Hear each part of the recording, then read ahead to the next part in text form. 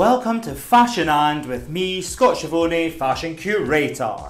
Just a reminder that you can keep up to date with everything Fashion And by following @Fashion And with Scott Schiavone on Instagram and by hitting that subscribe button. This episode is dedicated to an iconoclastic and now iconic designer, entrepreneur and visionary, both in fashion and business. This is Fashion and Pierre Cardin.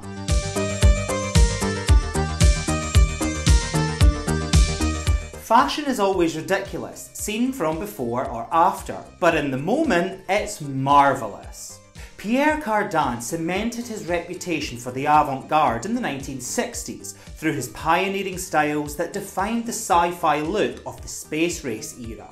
He was fascinated by new space-age materials like vinyl, silver fabrics and large zips, and added moulded plastic visors to helmets like hats to make them resemble astronauts' headgear. Cardin preferred to design in geometric shapes and motifs, often ignoring the female form underneath. He famously said, "When I design a dress, I don't design it around a woman's body. I design the dress and then put a woman inside it." He embraced the space age, led a revolution in menswear, and was one of the first designers to explore the concept of unisex fashion. The designer created a distinct Cardin look, clean and minimal, geometric and sculptural, and extended his design concepts from fashion to furniture, industrial design and beyond. In this episode, we will be exploring the life and work of Pierre Cardin through 4 themes: from Pietro to Pierre, future fashion revolution, beyond fashion, and Cardin's legacy. Because of his vast knowledge of construction, tailoring and sculptural architectural proportions, Cardin is the only Paris couturier outside of Balenciaga who is not only a designer but an excellent fitter and cutter.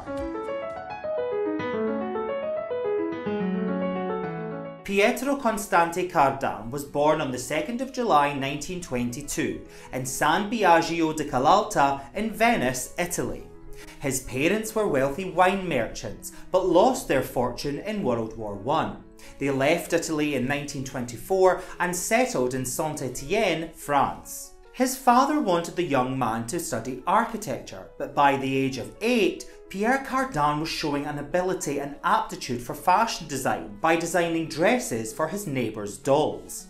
In 1936, Pierre Cardin began an apprenticeship in Vichy for a tailor named Manbe, where he learned the art of tailoring, a skill that would be extremely beneficial later in his career. Cardin moved to Paris in 1945, where he worked at famed couture house Jean Paquin under head designer Antonio Castillo, before moving to fellow Italian-born Parisian designer Elsa Schiaparelli.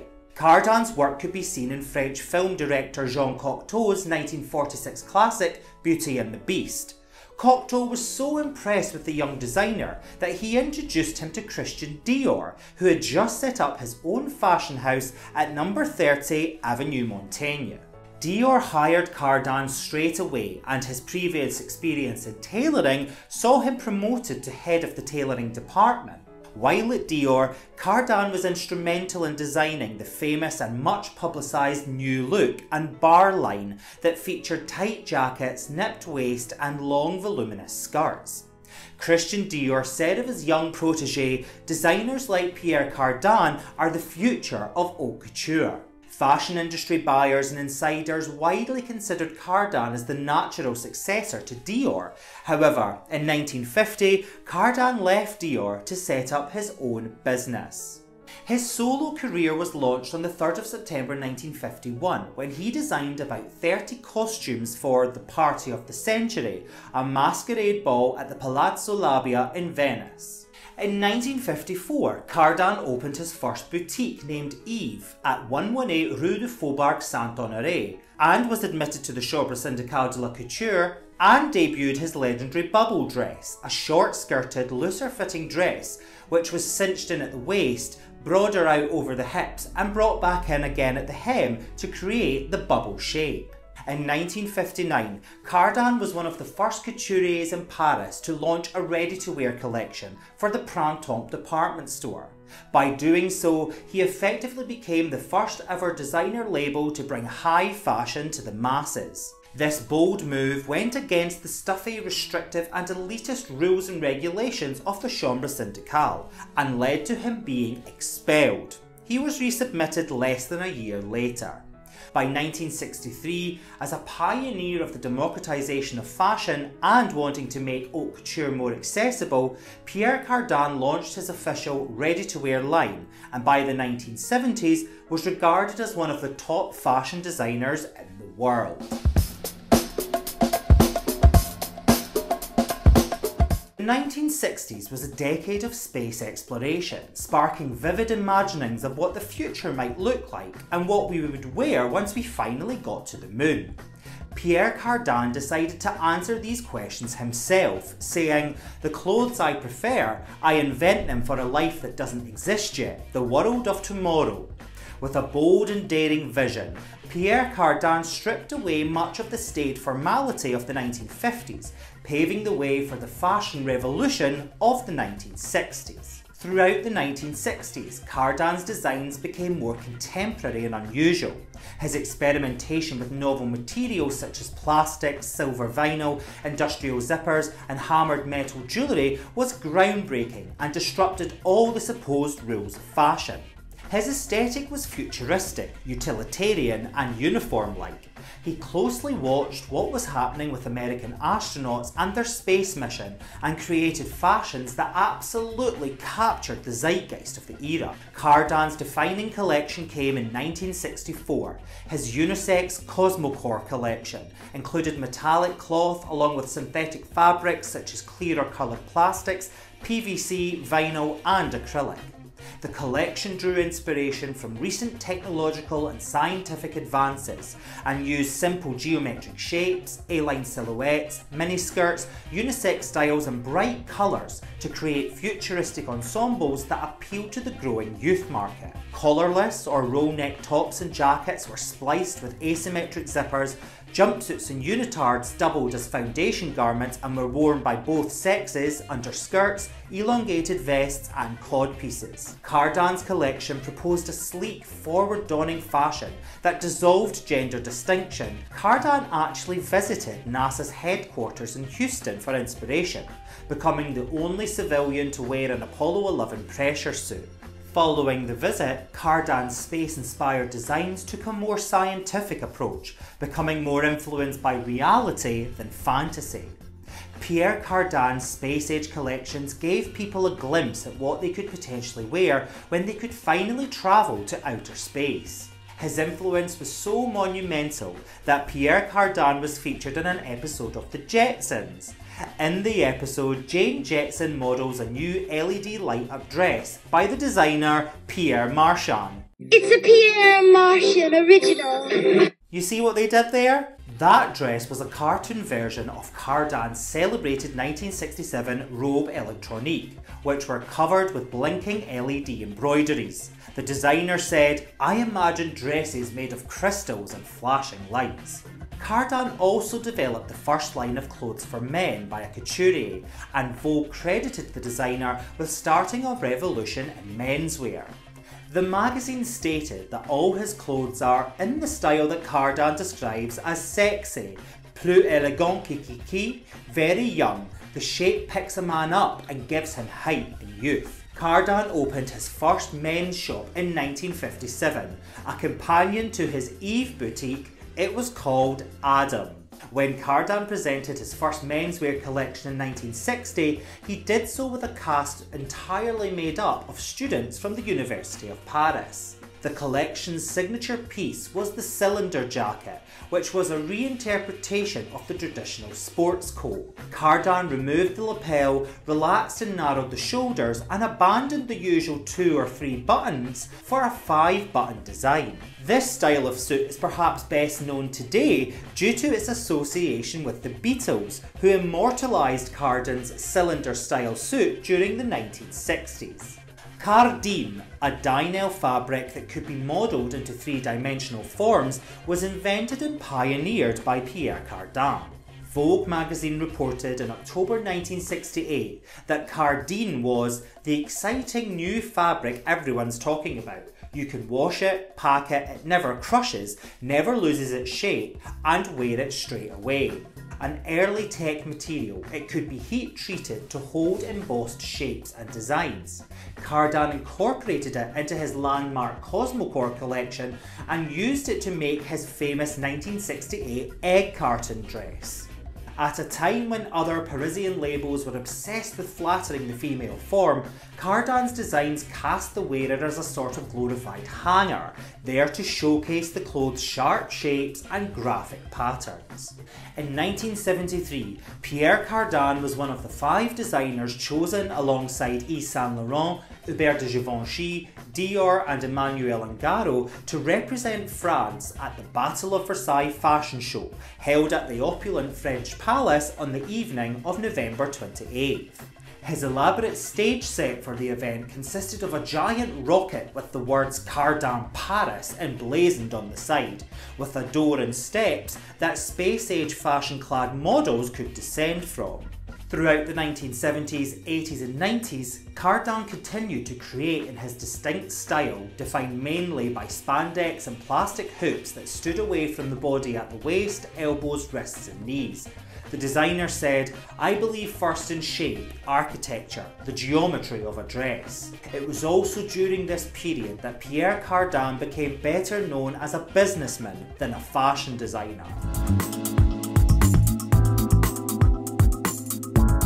Pierre Cardin once bragged you could dress Cardin, eat Cardin, dwell Cardin, sleep Cardin and travel Cardin. Through licensing his name, Pierre Cardin was able to not only dictate the clothes that you wore, but also the places you were going to live and the entertainment you were going to see.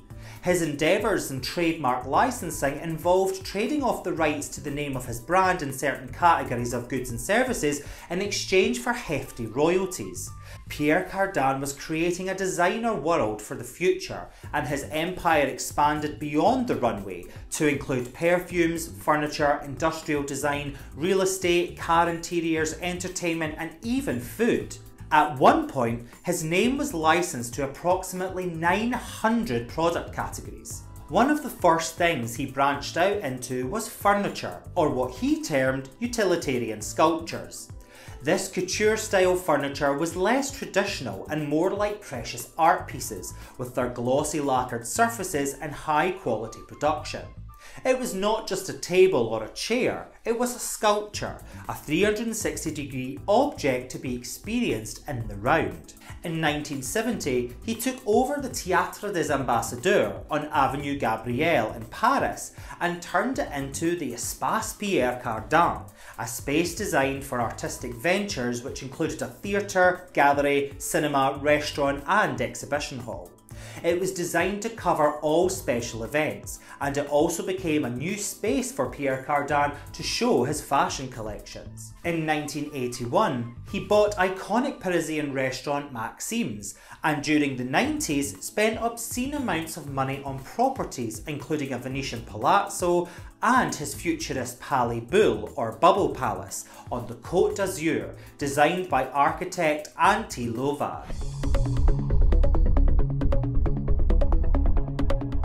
The legacy of Pierre Cardin is evident in his many accolades achieved throughout his career, including 3-time winner of the prestigious Golden Thimble Award for French haute couture in 1977, 1979 and 1982. In 2007 he was recognised with the Council of Fashion Designers of America Award, and in addition he was designated UNESCO Goodwill Ambassador and was a Commander of the Légion d'Honneur, the highest order of merit for the French. Pierre Cardin's garments are housed in some of the most important permanent museum collections worldwide, and the designer has been the subject of many major international fashion and design exhibitions, including at the Met, the V&A, and more recently in 2019 at the Brooklyn Museum of Art. Throughout his entire career, and despite his many licensing deals, Pierre Cardin remained in complete control of his business and retained his core identity by maintaining classic styles in regular production. He often staged elaborate retrospective fashion shows and exhibitions to remind the fashion buying public of his existence and influence. Even to this day, his 1960s designs can be ordered from the original Pierre Cardin shop. I have always worked in my own style, which is different from all others. It was always my intention to be different because that is the only way to last. Right up until the end of his life, the nonagenarian designer went to his office every day and still sketched new designs and ideas. Sadly, Pierre Cardin died on the 29th of December 2020 at the American Hospital of Paris in Neuilly-sur-Seine at the age of 98. Early on in his career, Pierre Cardin cemented his reputation for the avant garde through his pioneering styles that defined the sci-fi look of the space race era. Cardin embraced the space age, designed in geometric shapes and motifs, and was one of the first designers to explore the concept of unisex fashion. A pioneer of the democratisation of fashion through his engagement with ready-to-wear and licensing, Cardin has spent his 7 decades-long career at the forefront of fashion, branding and business. His name is now synonymous with the bold, futuristic looks of the 1960s and use of materials such as vinyl, cardine and moulded plastics. The designer created a distinct Cardin look, clean and minimal, geometric and sculptural, and extended his design concepts from fashion to furniture, industrial design and beyond. However, fashion remained at the centre of everything he did. The designer said, "Fashion is still the best way to express creative vision. I am first and foremost a fashion designer." That's it for the extraordinary life and futuristic designs of fashion and Pierre Cardin. I'll see you next time, but before you go, don't forget to subscribe to Fashion And with me, Scott Schiavone, Fashion Curator.